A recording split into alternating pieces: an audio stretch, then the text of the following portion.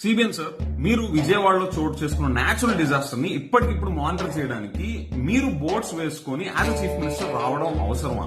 అంటే ఇక్కడ ప్రాబ్లం ఏమవుతుందంటే గవర్నమెంట్ మిషనరీ అంతా కూడా నేచురల్ డిజాస్టర్ ని మేనేజ్ చేయడంలో నుంచి పక్కకు వచ్చి chief minister of the state ని మేనేజ్ చేయడంలో వాళ్ళు ఫోకస్ పెట్టాల్సిన పరిస్థితి క్రియేట్ అవుతుంది.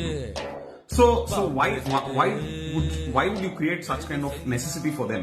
ముఖ్యమంత్రిగా నేను వచ్చి ఆ జరిగే పనిని చెడగొట్టి అధికారులందరూ నా చుట్టూ తిప్పుకొని ఫోటోలకు మాత్రం పోజులిచ్చి టీవీలోను పేపర్లోను నేను రావాలి అని చెప్పి తాపత్రయపడే ముఖ్యమంత్రి ఈ రోజు లేడు.